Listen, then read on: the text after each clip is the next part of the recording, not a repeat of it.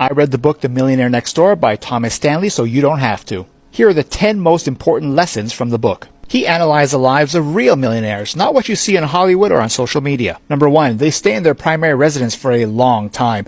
Millionaires don't actually view their homes as investments. This allows them to minimize their shelter costs and to invest more of their income. The rich buy a home after they get rich. The poor and middle class, they buy a home hoping to get rich. The value of the home of the top 1% of society only makes up 12% of their total assets. Many mistakenly say, well, the rich have so much money that if you buy a home, it only takes up a small fraction. That's false.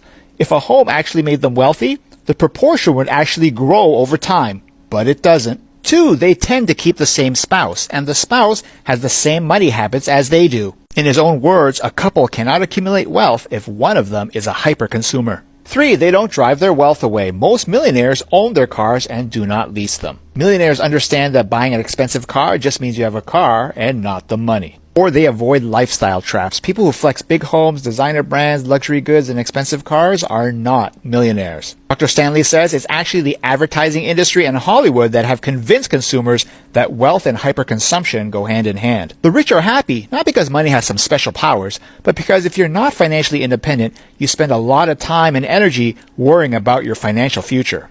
Millionaires budget and they pay themselves first. How do you invest 10% of your income if you make only $50,000 a year? Simple.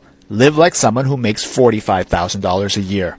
Most people who became millionaires didn't spend any time worrying about whether or not their parents were wealthy, and they don't believe that you need to be born wealthy. In fact, his studies show that if you believe that wealthy people became wealthy because of an inheritance, you are more likely to stay not wealthy. Millionaires also know the difference between income and wealth, because making a lot of money is not the same thing as being good with money. Despite pulling in more money than they've ever had in history, 1/3 of Americans making over $250,000 a year still live paycheck to paycheck.